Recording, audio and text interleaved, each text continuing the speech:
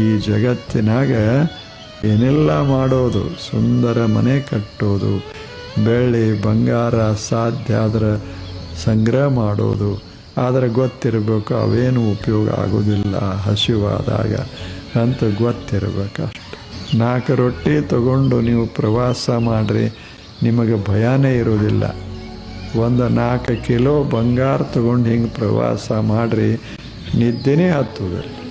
4 ರೊಟ್ಟಿ ಏನು ಮುಖದ ಮೇಲೆ ಕಳೆ ಮನುಷ್ಯಾಗ, ಏನು ಬಹಳ ಆನಂದದಿಯಲ್ಲ.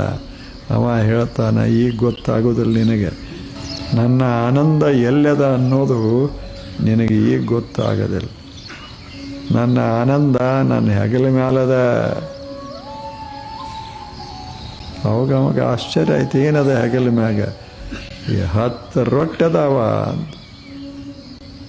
ಅದ್ಯಾವ ರೊಟ್ಟಿಯೋ ಅದ್ರಾಗ ಏನದ ಅಂದ. ಈಗ ಗೊತ್ತಾಗೋದಿಲ್ಲ, 12 ಗಂಟೆಗೆ ಗೊತ್ತಾಗತ್ತೆ.